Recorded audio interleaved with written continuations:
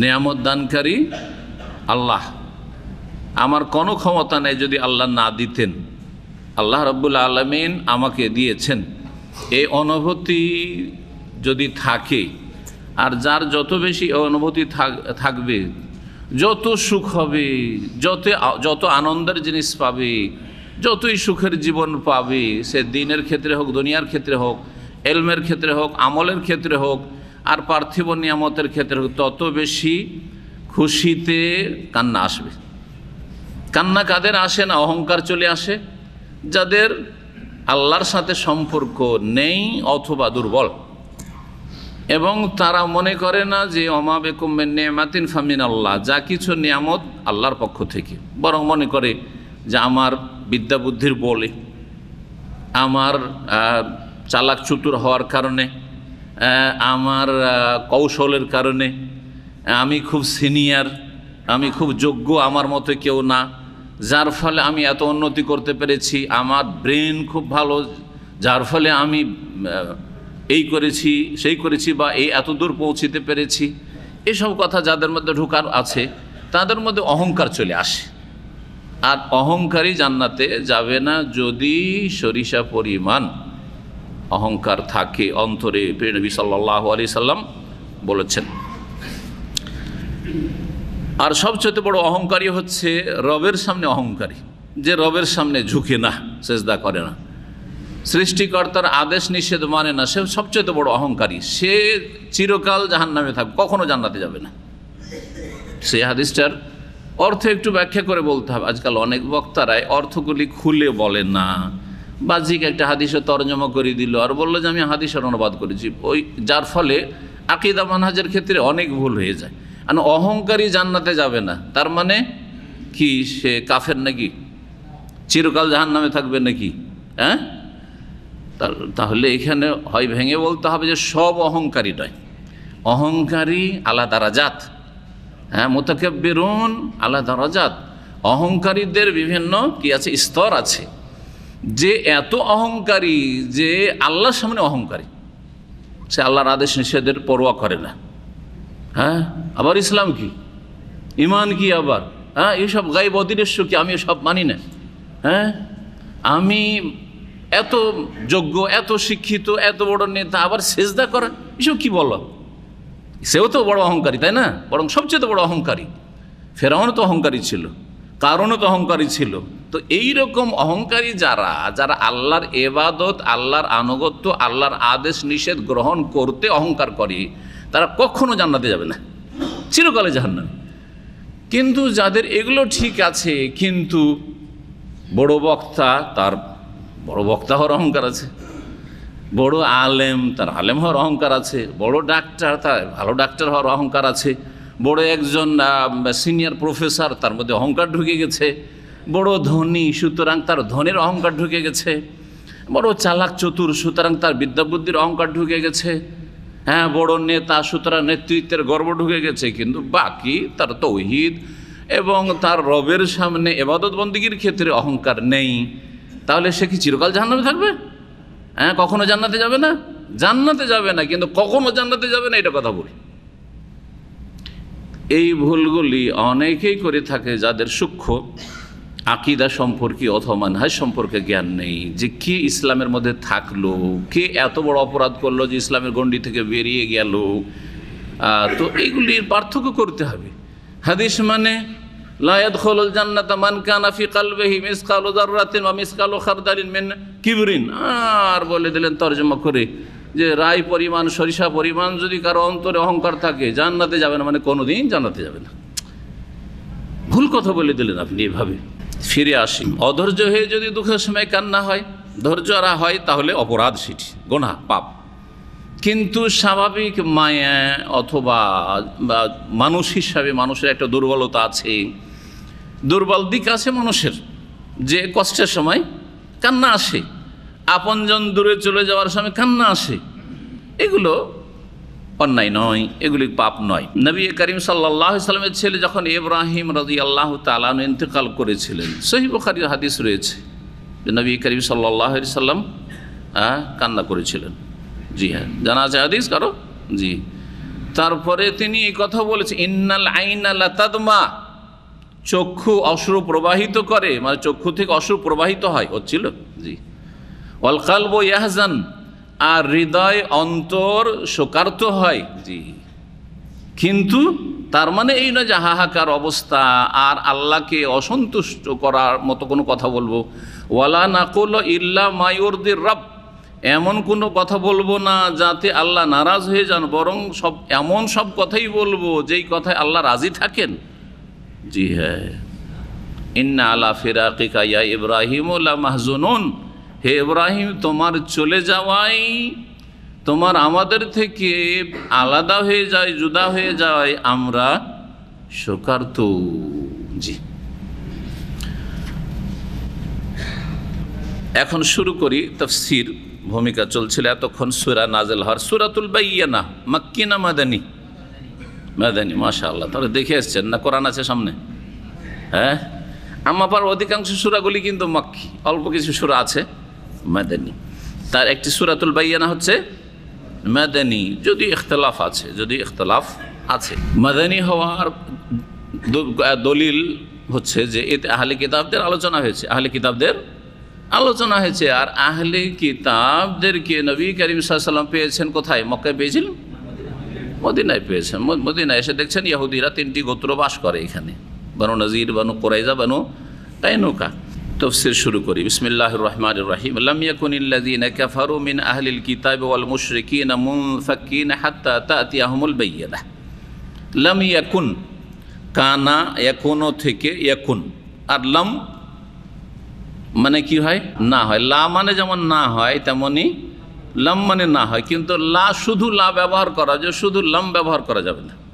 লাম কোনো একটা ফেল ক্রিয়ার উপর আসতে হবে। লাম ইয়াকুন, ইয়াকুনও ছিল কানা থেকে, মুজারে ছিল ইয়াকুনও। লাম যখন আসলো তখন কি হয়ে গেল? ইয়াকুন হয়ে গেল। ওয়াও আর নুনের শেষখানে যেহেতু লাম জজম দিবে, 2 জজম এক জায়গায় হলো, একটি হারফে ইল্লাত, একটি হচ্ছে হারফে সাহি। ওয়াও হচ্ছে হারফে ইল্লাত আর নুন হচ্ছে হারফে সাহি, আর দুটো জজম পাশাপাশি পড়া অসম্ভব আরবি ভাষায়।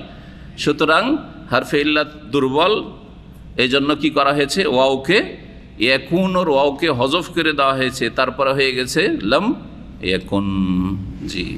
এগুলোকে কি বলে? আরবি গ্রামারে কি বলে? তালিল। বাংলায় কি বলে? সন্ধি বিচ্ছেদ। বুঝেন তো? কানা এখনো মানে কি হয়? হওয়া, থাকা, এইসব অর্থ হয়। হলো, ছিল, এইসব অর্থ। তো লাম ইয়াকুন মানে হলো না, হয় নাই, ছিল না, এসব অর্থ জি। আল্লাযীনা কাফারু, কাফারা একফারু থেকে জানা আছে, কাফারু জমার শেগা মাজি। মিন আহলিল কিতাব, আহল মানে ওয়ালা, আর কিতাব মানে কিতাবওয়ালা। কিতাবওয়ালা কাদেরকে বলা হয়? যারা কিতাব ধারণকারী। আমরাও তো কিতাবওয়ালা, আমাদের কাছে সহি কিতাব, অবিকৃত কিতাব রয়েছে, মাহফুজ সুরক্ষিত কিতাব আল কোরআনুল কারীম রয়েছে। তো আমাদেরকে আহলে কিতাব বলা যাবে না? বলা যাবে না। তাহলে ইসলামের কোরআন এবং সুন্নাহর একটি খাস টার্ম, পরিভাষা হচ্ছে আহলুল কিতাব। আহলে কিতাব মানে ইসলাম আসার পূর্বে বা কোরআনে কারীমের অবতরণের পূর্বে যেসব জাতিরা ছিল, এমন জাতি যাদের কাছে কোনো কিতাব, আসমানি কিতাব ছিল, যদিও সেটি সুরক্ষিত ছিল না, বিকৃত হয়ে গিয়েছিল, শব্দের বিকৃতি ঘটিয়েছিল, অর্থের বিকৃতি ঘটিয়েছিল, আসল রূপে ছিল না, ভেজালযুক্ত তারা ধর্ম পালন করছিল। তারপরে যেহেতু একটা কিতাব আসমানি কিতাবের সাথে, যেটা ওহীর কিতাব ছিল, তার সাথে তাদের সম্পৃক্ততা, সেজন্য তাদেরকে কি বলা হয়? কিতাবওয়ালা বলা, আহলি কিতাব। কিতাব তো অনেক নাজল হয়েছে, কিন্তু ওই সমস্ত কিতাব সুরক্ষিত নেই, আর কিতাব ধারণকারীরাও পৃথিবীতে নেই, তাদের অস্তিত্ব জানা নেই। কোরআনে কারীম অবতীর্ণ হওয়ার সময়, নবী সাল্লাল্লাহু আলাইহি ওয়াসাল্লামের নবুয়ত রিসালাতের সময় একমাত্র 2টি জাতি ছিল, বিগত জাতি, যারা কিতাব ধারণকারী ছিল। তারা হচ্ছে ইহুদ এবং খ্রিস্টান, নাসারা। ইহুদ বহু বচন, ইহুদি একজন, জি হ্যাঁ। নাসারা বহু বচন, নাসরানি হচ্ছে কি এক বচন। কোরআনে কারীমের ভাষা কিন্তু ইহুদ এবং নাসারা। আজকাল খ্রিস্টানদেরকে অনেকে মসিহি বলা শুরু করেছে, যেটা কোরআন এবং সুন্নাহর ভাষা নয়, বরং এই ভাষাটি বলা আপত্তিকর। মসিহি মানে যাদের সম্পর্ক ঈসা মসিহ আলাইহিস সালামের সাথে। এই কথাটা মিথ্যা না? মিথ্যা কথা। ঈসা আলাইহিস সালামের সাথে আকীদা, আমল, আখলাক এবং তার আদর্শের সাথে আদৌ সম্পর্ক নেই বর্তমান খ্রিস্টান জগতের। বরং 1400 বছর আগের খ্রিস্টানদের তৃতীয়বাদে তারা পরিণত করেছিল তৌহিদের দিন জানিয়ে এসেছে ঈসা আলাইহিস সালামকে। তাহলে তাদেরকে মসিহি বলা বল কি না? একটা লোক কবর মাজার পূজা করছে আর তাকে যদি বলেন মুহাম্মাদি, কথাটা মিথ্যা না? হ্যাঁ, মিথ্যা কথা। মুহাম্মদ সাল্লাল্লাহু আলাইহি ওয়াসাল্লাম তার কোনো সম্পর্ক নেই আদর্শগত। ঠিক ওই রকমই বিকৃত ধর্ম পালন করছে, আল্লাহ নাযিলকৃত ধর্ম নয়, ঈসা আলাইহিস সালামের নিয়ে আসা দিন নয়। হ্যাঁ, ঈসা আলাইহিস সালামকে আব্দুল্লাহকে ইবনুল্লাহ বানিয়ে ফেলেছে, আল্লাহর পুত্র বানিয়ে ফেলেছে। তৌহিদকে ইন্নাল্লাহ সালেসু সালাসা, আল্লাহ তিনের তৃতীয় তাদের ধর্ম। আর তাদেরকে বলবেন মসিহি? না না না। আমরা আরবি ভাষায় এই মসিহি শব্দটি অনেকেই ব্যাপক হারে ব্যবহার করে, যেটা জায়েজ নয় ব্যবহার করা। জি, আল্লামা ইবনে সাইয়্যিদ রাহিমাহুল্লাহ, এইরকমই শেখ ইবনে বাজ আর আইম্মায়ে কেরাম, আল্লামা আলবানী, যত বড় বড় আইম্মায়ে কেরাম রয়েছে সবাই থেকে সতর্ক করেছেন, যেটা আমাদের অনেকেই বলে না, যেটা জানা উচিত এবং বেঁচে থাকা উচিত। জি, আল্লাহ যেই নাম বলেছেন 1400 বছর আগে, সেই নামটাই বলতাম। কি বলতে হবে? আরবিতে বললে নাসরানি বলবেন, হ্যাঁ নাসারা বলবেন। বল মুশরিকিন, মুশরিকিন মুওয়াহিদিনের বিপরীত, যারা বহুত্ববাদী। মুওয়াহিদিন একত্ব প্রতিষ্ঠাকারী, আর মুশরিকিন হচ্ছে যারা বহু উপাস্যে বিশ্বাসী। সে বহু একাধিক, দুই হইলেই বহু হয়ে যায়। হ্যাঁ, মুশরিক দুই হইলেই মুশরিক। তাহলে 3 এলাহে যদি বিশ্বাসী হয়, যেমন খ্রিস্টানরা, তাহলে মুশরিক তারাও। কিন্তু মুশরিক হইলেও তাদের মধ্যে আরেকটি অতিরিক্ত বৈশিষ্ট্য ছিল, যারা তারা কিতাব ধারণকারী ইহুদ নাসারা, যার ফলে তাদেরকে এখানে আহলি কিতাব বলা হয়েছে। আর এখানে মুশরিক যখন আহলি কিতাব পাশাপাশি বলা হয়েছে, তার মানে আহলি কিতাব ইহুদি নাসারা ছাড়া পৃথিবীতে যত মেলাল আর নেহাল রয়েছে, যত ধর্ম অবলম্বীরা রয়েছে, তারা হচ্ছে মুশরিকিন, মুসলিম ছাড়া। সুতরাং মুশরিকিন বলে হিন্দুদের, মজুস অগ্নি পূজক, বৌদ্ধ, জৈন, আরও যেসব ধর্ম অবলম্বী হইতে পারে মুশরিকিন, সবগুলিকে বোঝানো হয়েছে। মুনফাক্কিনা শব্দটি হচ্ছে একটা মুশকিল শব্দ, যেটার তাহকিক বা শাব্দিক আমরা একটু অর্থ নিয়ে আলোচনা করি আর তারপরে তর্জমা করব। মুনফাক্কিন ইনফাক্কা থেকে, বাবে ইনফিআল থেকে, ইনফাক্কা আসলে হচ্ছে ইনফাকাকা, ফা কাপ কাপ, এ হচ্ছে মাদ্দা, এর ধাতু। ফাক্কা ইয়াফুক্কু মানে কি, কে বলতে পারে? হ্যাঁ, খুলে দেওয়া। এখান থেকে নবী করিম সাল্লাল্লাহু আলাইহি ওয়াসাল্লাম হাদিসে ফুক্কুল আনি, তোমরা বন্দীকে মুক্ত করো, বন্দীকে, হ্যাঁ, তার বন্দি জীবন থেকে কি করো? বের করো, ফুক্কুল আনি। জি হ্যাঁ। তো ফেকাকুল আসির, ফেকাকুল আসির, আসির মানে বন্দি, ফেকাকুল আসির, ফাক্কা এফুক্কু থেকে ফেকাক শব্দটি মাসদার, এই শব্দগুলি এসছে। আর ইনফাক্কা মানে হচ্ছে তাহলে খুলে যাওয়া, লাজেম। আর ফাক্কা এফুক্কু মানে খুলে দেওয়া, মুতাআদ্দি। হ্যাঁ, এই জন্য আরবরা এই শব্দটা কিন্তু ব্যাপক হারে ব্যবহার করে। একটা প্যাঁচ খুলবেন, এই যে প্যাঁচ খোলা, কি বলবেন? ফুক্কু বলছে না? জানছেন।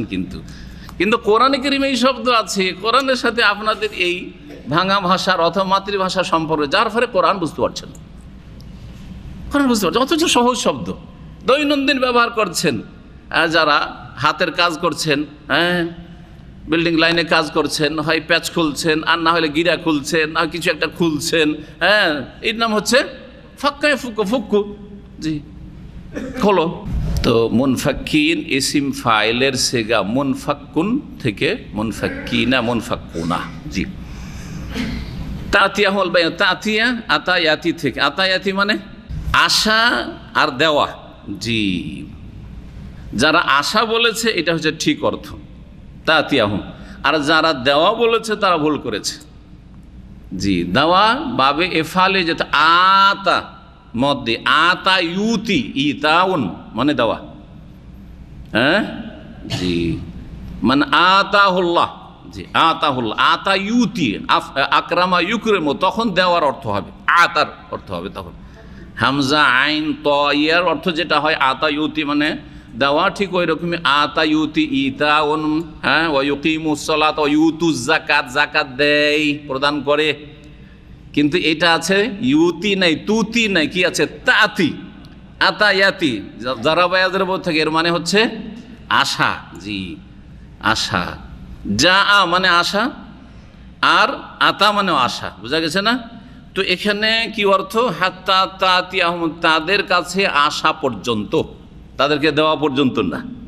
যে দেওয়া যে তর্জমা করলো তা দেওয়ার অর্থ দিয়ে ফিট হবে না, আসার অর্থ এখানে কি, আসা পর্যন্ত, আল বাইয়িনা, সুস্পষ্ট দলিল প্রমাণ আসা। এখন টানা অর্থ করেন, আল্লাহ বলছেন লাম ইয়াকুনিল্লাযীনা কাফারু মিন আহলিল কিতাবি ওয়াল মুশরিকিনা মুনফাক্কিন, এতদূর পর্যন্ত বইলে তর্জমা করতে হলে তর্জমা ঠিক হবে। আহলি কিতাবদের মধ্যেকার, অর্থাৎ আহলি কিতাব মানে কিতাব ধারণকারী বা কিতাব প্রাপ্ত জাতিদের মধ্যেকার, এবং বহুত্ববাদীরা বা বহুত্ববাদীদের মধ্যেকার যারা কি করেছে, কুফরি করেছে, তারা সরে যাওয়ার নয়, হ্যাঁ সরে যাবে না, তারা বিরত হবে না। ইনফাক্কা মানে যে খোলা বললেন, এখন এখানে ইনফাক্কা মানে সরে যাওয়া, বিরত থাকা।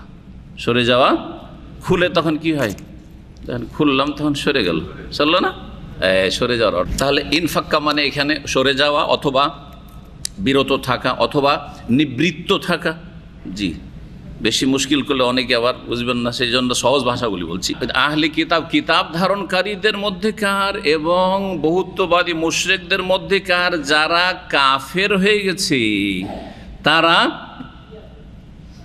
সরে যাবে না, হ্যাঁ, বা বিরত হবে না, বা বিরত হয়নি। লাম ইয়াকুন, সূক্ষ্ম অর্থ করি, কানা এখনো, এখনো মোজারে, মোজারেতে বর্তমানের অর্থ হয়, ভবিষ্যতের অর্থ হয়, কিন্তু যখন লাম হারফ ওর উপরে আসে তখন কিসের অর্থ হয়, মাজি, অতীতের অর্থ হয়। তো অতীতের অর্থ দিয়ে করি তাহলে সূক্ষ্ম হবে। কিতাব ধারণকারীদের মধ্যেকার এবং বহুত্ববাদীদের মধ্যেকার যারা কুফরি করেছে, তারা সরে যায়নি, তারা বিরত হয়নি, তারা নিবৃত্ত হয়নি, অতক্ষণ পর্যন্ত বা অতদিন পর্যন্ত, হাত্তা তাতিয়াহুল বাইয়িনা, যতদিন পর্যন্ত তাদের কাছে সুস্পষ্ট দলিল প্রমাণ আসে নাই। এবার হইল, যতক্ষণ পর্যন্ত তাদের কাছে সুস্পষ্ট দলিল প্রমাণ আসেনি ততদিন পর্যন্ত তারা এই কুফরি থেকে সরে আসেনি, তাদের শিরক থেকে, তাদের কুফরি থেকে সরে আসেনি। জি, এখন সুস্পষ্ট দলিল প্রমাণটা কি, আল্লাহ নিজেই বলছেন। প্রশ্ন জাগছে, সুস্পষ্ট দলিল কি? আল্লাহ বলছে রাসূল মিনাল্লাহ, আল্লাহর পক্ষ থেকে একজন রাসূল, এবং তার সাথে যা তিনি নিয়ে এসেছিলেন সেইটা হচ্ছে সুস্পষ্ট দলিল। স্বয়ং নবী সাল্লাল্লাহু আলাইহি সাল্লামও দলিল, আর তার সাথে যা কিছু আসছে সেটা হচ্ছে দলিল। তো নবী করিম সাল্লাল্লাহু আলাইহি সাল্লামের কাছে যা আসছে সোহফা মুতাহারা, সেটা হচ্ছে আল কোরআনুল করিম, এবং তিনি অর্থাৎ তার কথা, তার কাজ এবং তার অনুমোদন হচ্ছে সুন্নাহ হাদিস, সেটা হচ্ছে দলিল। আল বাইয়িনা, তাহলে আল বাইয়িনার তাফসীর আল্লাহ করে দিলেন যে আল বাইয়িনা হচ্ছে দুটো ওহির নাম, একটা হচ্ছে ওহি মাতলু, তেলাওয়াতকৃত ওহি আল কোরআনুল করিম, আরেকটি হচ্ছে ওহি যেটা তেলাওয়াত হয় না কিন্তু সেটা ওহি, হ্যাঁ, সেটা হচ্ছে নবী সাল্লাল্লাহু আলাইহি সাল্লামের হাদিস বা সুন্নাহ। রাসূল মিনাল্লাহ, আল্লাহর পক্ষ থেকে একজন রাসূল, অর্থাৎ কোন রাসূল? মুহাম্মদ সাল্লাল্লাহু আলাইহি সাল্লামকে এখানে বোঝা, বিশেষ রাসূলের কথা বলা হয়েছে। ইয়াতুলু সোহফাম মুতাহারা, তিনি এসে কি করলেন 40 বছর বয়সে পবিত্র গ্রন্থ, সোহফ সাহিফাতুনের বহু বচন, তালা ইয়াতুলু মানে তেলাওয়াত করা, পাঠ করা, আবৃত্তি করা, আর সাহিফা বলা হয় একটি পাতাকে, একটি পাতাকে সেটাতে কিছু লেখা আছে সেটাকেও সাহিফা বলা হয়, লিপি। আর যদি কিছু লেখা না থাকে, লিখতে পারবো সাদা কাগজ, সেটাকেও সাহিফা বলা হয়। জি, তো রাসূলুল্লাহ সাল্লাল্লাহু কি করছিলেন? তেলাওয়াত করছিলেন। ইয়াতলু সোহফা মুতাহারা, পবিত্র গ্রন্থ, কারণ বহু বচন বলা হয়েছে যাতে অনেকগুলি পাতা রয়েছে। হ্যাঁ, অনেকগুলি পাতার সমষ্টি নাম হচ্ছে একটি গ্রন্থ। জি, এই জন্য পবিত্র গ্রন্থ দিয়ে তর্জমা করেন। আর যদি বলেন পবিত্র সহিফা, পবিত্র লিপি তেলাওয়াত করছিলেন, তাও ঠিক হবে। ফিহা কুতুবুন কাইয়্যিমা, যাতে ছিল সঠিক সরল বিধিবিধান। কুতুব কিতাবের বহু বচন, কিতাব পুস্তককে বলি, কিতাব গ্রন্থকে বলি, কিন্তু এই সহিফাগুলিতে ছিল কুতুব। সুতরাং যখন সহিফা বলা হয়ে গেছে তখন আর কিতাবের অর্থ না করে এতে কি ছিল, বিধিবিধান ছিল। কাতাবা একতেও মানে একত্রিত করা, সংকলন করা, শাব্দিক অর্থ। এই জন্য সেনাবাহিনীকে কাতিবা বলা হয়, আরবি ভাষা সেনাবাহিনীকে কি বলা হয়, কেতিবা, কারণ সেনাবাহিনী মানে একটা দল। জি, দু চারজনের নাম নয়, তাদেরকে একত্রিত করা হয়েছে। তো কিতাবকে কিতাব কেন বলা হয়, কারণ ওতে অনেকগুলি বিষয়বস্তু একত্রিত করা হয়েছে, সেই জন্য কিতাব। সেজন্য অনেকগুলি তথ্য, অনেকগুলি বিষয়বস্তু হয়তো তাতে উল্লিখিত হয়েছে। কাইয়্যিমা, কাইয়্যিমা মানে কি বললাম, সরল সঠিক, এটা সহজ অর্থ করে দিলাম, কিন্তু এই শব্দ সম্পর্কে অনেক কথাই রয়েছে। কাইয়্যিমাতুন নিজেও সেটা কায়েমুন আর মুকিমুন লিগাইরিহি। আরবি ভাষায় যদি তাফসীর করা যায় তাহলে বলতে হবে কায়েমুন বিনাফসিহি, এমন কিতাব, এমন বিধিবিধান যেটা নিজেও প্রতিষ্ঠিত। সেই জন্য কাইয়্যিমাতুন মানে প্রতিষ্ঠিত করা যেতে পারে, কিন্তু আংশিক অর্থ হইল। আর মুকিমুন লিগাইরি, অন্যদেরকে প্রতিষ্ঠাকারী। এই কিতাব বহু মানুষকে, বাঁকা মানুষকে সোজা করে প্রতিষ্ঠিত করেছে, সোজা সরল পথে কায়েম করেছে, প্রতিষ্ঠিত করেছে। কায়েমুন বিনাফসিহি ওয়া মুকিমুন লিগাইরিহি। নবী করিম সাল্লাল্লাহু আলাইহি ওয়াসাল্লাম, আল্লাহ বলছেন যে রসুল পাঠ করতেন কি, পবিত্র গ্রন্থ। তো নবী সাল্লাল্লাহু আলাইহি সাল্লামের কাছে গ্রন্থ আকারে ছিল, আমার কাছে যেমন কোরআন সামনে আছে আর আমি পাঠ করছি এখানে, ধরেন নবী সাল্লাল্লাহু আলাইহি ওয়াসাল্লামের কাছে গ্রন্থ ছিল না, ওহিগুলি পড়ে দেওয়া হয়তো আর স্মৃতিতে তিনি সংরক্ষণ করতেন আর সেগুলি থেকে পাঠ করতেন। আপনি চিন্তা করেন যে কোরআন যে নাজেল হইতো সেটা ধরনটা কীরকম ছিল। জিবরাইল আলাইহিস সালাম শুনিয়ে দিলেন, আর সাথে সাথে তিনি মুখস্থ করে নিলেন, আর মুখস্থ করার পরে সেটাকে বারবার করে কি করতেন, রিভাইজ করতেন, যাতে করে স্মৃতি থেকে কোনো রকম এক একটু এদিক ওদিক না যায়। যদিও আলহামদুলিল্লাহ আল্লাহ দায়িত্ব নিয়েছেন, সুতরাং যাবে না বা যায়নি, প্রশ্নে উঠে না। তো তারপরে নবী সাল্লাল্লাহু আলাইহি ওয়াসাল্লাম যে তেলাওয়াত করতেন, রাত দিন মানুষের সামনে তেলাওয়াত করতেন, তাহাজ্জুদের তেলাওয়াত করতেন, মানুষকে শিক্ষা দিতেন কোরআনে কারীমের, সেটা এইরকম কিতাব ধরে, কোরআনে কারীমের সহিফা ধরে, হ্যাঁ, গ্রন্থ থেকে না স্মৃতি থেকে, স্মৃতি থেকে। তাহলে আল্লাহ বলছেন যে ইয়াতলু সুহুফাম মুতাহহারা, নবী পাঠ করতেন পবিত্র গ্রন্থ। কোথায় গ্রন্থ, সহিফা তো তেলাওয়াত করছেন না, কোনো পেজ থেকে তো তেলাওয়াত করছেন না। তাহলে এভাবে কেন আল্লাহ ব্যক্ত করলেন, কেমন কথা হইল? আছে কারো কাছে উত্তর? হ্যাঁ, কই কিতাব থেকে? আরে পাঠ করছেন বলছেন এখানে, ওই কিতাব থেকে মানে লৌহে মাহফুজ থেকে নাজেল হয়েছে, যালিকাল কিতাব, ওই কিতাব যা লৌহে মাহফুজে ছিল।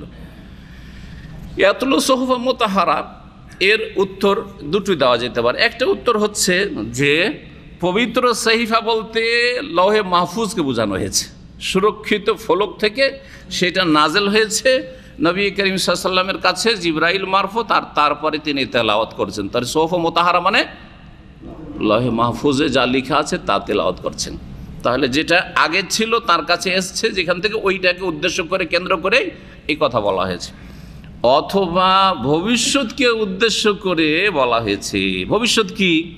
নবী করিম সাল্লাল্লাহু আলাইহি ওয়াসাল্লাম নিজে মুখস্থ করে দিলেন, আর তারপরে সাহাবীদেরকে লিখিয়ে দিতেন। কাতিব ওহী ছিলেন না অনেকেই, যায়েদ ইবনে সাবিত ছিলেন, আর কি ছিলেন, হ্যাঁ, মুআবিয়া রাদিয়াল্লাহু তাআলা ছিলেন, আলী রাদিয়াল্লাহু তাআলা ছিলেন। মূলত এরা ছিলেন বিশেষ করে সবচেয়ে প্রসিদ্ধ যায়েদ ইবনে সাবিত। তো তাদেরকে লিখিয়ে দিতেন। লিখতো কিসে? তখন কাগজ ছিল, গাছের বাকলে, না হয় পাথরে, না হয় চামড়াতে, এগুলোতে লিখে সংরক্ষণ রাখত। তারপরে তখন এটা জমা করা হলো, আবু বকর সিদ্দিক রাদিয়াল্লাহু তাআলার প্রাথমিক জমা করা হলো। তারপরে ওসমান রাদিয়াল্লাহু তাআলার জামানায় এই মুসহাফের আকারে, এই তরতিবে, যেই সিরিয়ালে দেখছেন এখন কোরআনে কারীম, এইভাবে কি করা হলো, লিপিবদ্ধ করা হলো, একসাথে হ্যাঁ জমা কোরআন করা হলো। এই জন্য বর্তমান কোরআনকে কি বলা হয়, মুসহাফ উসমানী বলা হয়। কি বলা হয়? ওসমান রাদিয়াল্লাহু তাআলা আনহুর দ্বারা জমাকৃত মুসহাফ কোরআন কারীম। তো রাসূলুল্লাহ সাল্লাল্লাহু আলাইহি ওয়াসাল্লাম যেটা তেলাওয়াত করছিলেন স্মৃতি থেকে, সেটা এই হচ্ছে মুসহাফ, যেটা হচ্ছে সোহফা মুতাহারা, যেটা তোমাদের হাতে রয়েছে। ফিহা কুতুবুন কাইয়্যিমা ওয়া মা তাফাররাকাল্লাযীনা উতুল কিতাবা ইল্লা মিন বাদি মা জাআতুল বায়্যিনাহ। এক তো আমরা প্রথম আয়াত বা দ্বিতীয় আয়াত থেকে জানলাম যে আহলে কিতাব ইহুদি নাসারা এবং মুশরিকরা অতক্ষণ পর্যন্ত তাদের কুফরি থেকে বিরত হবে না যতক্ষণ পর্যন্ত তাদের কাছে সুস্পষ্ট দলিল প্রমাণ না আসে। তো দলিল প্রমাণ চলে আসলো, তিনি হচ্ছেন রাসূলুল্লাহ সাল্লাল্লাহু আলাইহি ওয়াসাল্লাম, এবং ওহী কোরআনুল কারীম চলে আসলো। আসার পরে কি হইল, এখন তাদের সকলকে এক বাক্যে মেনে নেওয়া উচিত ছিল সুস্পষ্ট দলিলটা, তাই না? কিন্তু সুস্পষ্ট দলিল তারা সকলে মানল না, বরং বিভক্ত হয়ে গেল। ফামিনহুম মান আমানা ওয়া মিনহুম মান কাফার, যেমন আল্লাহ অন্য আয়াতে বলছেন, কিছু লোক তো বিশ্বাস করলো স্পষ্ট দলিলের ওপর, কোরআনে কারীমের ওপর এবং নবী সাল্লাল্লাহু যা বলছেন সেসব কথার ওপর, আর কিছু লোক কি করলো, অস্বীকার করলো, কুফরি করলো। আল্লাহ তাই বলছেন, ওমা তাফাররাকাল্লাযীনা উতুল কিতাবা ইল্লা মিন বাদি মা জাআতুল বায়্যিনাহ। কিতাব ধারণকারীরা বিচ্ছিন্নতা সৃষ্টি করেনি, একমাত্র কখন তারা বিচ্ছিন্নতা সৃষ্টি করেছে, ইল্লা মিন বাদি মা জাআতুল বায়্যিনাহ, তাদের কাছে সুস্পষ্ট দলিল প্রমাণ আগমনের পরে। দেখেন এখানে আশা যা আসলো, তাই না? দেখলেন যা মানেও আশা, আর আগের আয়াতে হাত্তা তাতিয়াহুম আতায়াতি আসলো, ওটার মানেও আশা, তাই না? কিন্তু শব্দ আলাদা আলাদা হয়ে গেল। তাহলে আমরা আশার দুটো শব্দ পেলাম। ওখানেও দলিল আল বায়্যিনা রয়েছে, এখানেও আল বায়্যিনা আয়াত নম্বর 4-এ রয়েছে। জি, এখানে যা আতুল বায়্যিনা, ওখানে তাতিয়াহুল বায়্যিনা রয়েছে। কি বলছেন আল্লাহ এ আয়াতে, যে যারা কিতাব ধারণকারী আহলে কিতাব অর্থাৎ ইহুদি খ্রিস্টান, তারা বিচ্ছিন্নতা সৃষ্টি করলো একমাত্র কখন, যখন তাদের কাছে কি আসলো, সুস্পষ্ট দলিল প্রমাণ আসলো। আর দলিল প্রমাণ জানলো, রাসূলুল্লাহ সাল্লাল্লাহু আলাইহি ওয়াসাল্লামের আগমন ঘটলো, কোরআন কারীম নাযিল হওয়া শুরু হলো, তখন আহলে কিতাবদেরকে দাওয়াত যখন দেওয়া হইলো, তারা কি করলো, বিচ্ছিন্নতা সৃষ্টি করলো। কথা ঠিক আছে না ভুল? ঠিক আছে, প্রশ্ন আমার তাহলে ঠিক আছে। তো শুধু আহলে কিতাবরা বিচ্ছিন্নতা সৃষ্টি করলো না মুশরিকরাও করেছে? আগের প্রথম আয়াতে তো মিন আহলিল কিতাব ওয়াল মুশরিকিন, মানে কুফরি ছাড়বে না আহলে কিতাব ইহুদি নাসারাও, কুফরি ছাড়বে না মুশরিক বহুত্ববাদীরাও, তাহলে সমান সমান করে বলা হয়। কিন্তু বিচ্ছিন্নতা সৃষ্টি করার ক্ষেত্রে শুধু আহলি কিতাবদেরকে অপরাধী এখানে সাব্যস্ত করা হইল, মুশরিকদের কথা কেন বলা হইল না? কথা বুঝতে পারছেন? প্রশ্ন উঠছে না উঠছে না? যে ওরাও তো কেউ মুসলিম হয়েছিল, কেউ হয়নি। হ্যাঁ, আবু বকর, ওমর, উসমান, আলী এরা ইসলাম গ্রহণ করলেন, কিন্তু আবু জাহাল, ওতবা, শাইবা, রাবিয়া মুসলমান হইল, তো ওরাও তো বিচ্ছিন্নতা সৃষ্টি করলো, তাই না? 13 বছর ধরে চরম বিরোধিতা করলো মক্কার মুশরিকেরা, তো ওদের কথা কেন তাফাররাকাল্লাযীনা বলা হলো না, শুধু আহলে কিতাব? হ্যাঁ, এখানে এই কথা আল্লাহ বুঝাতে চেয়েছেন। জ্ঞানী পাপী আর অজ্ঞান পাপী, এই কথাটা জানেন তো? আমাদের সেই কথাটি আছে, তাই না? জ্ঞান পাপী বলে, জ্ঞানী পাপী আর কি। শিক্ষিত মূর্খ আর অশিক্ষিত মূর্খ, পার্থক্য আছে না নেই? এই পার্থক্যটাই আল্লাহ এখানে বর্ণনা করেছেন। আহলি কিতাবরা শিক্ষিত না অশিক্ষিত? শিক্ষিত। তাদের কাছে তাওরাতের জ্ঞান আছে।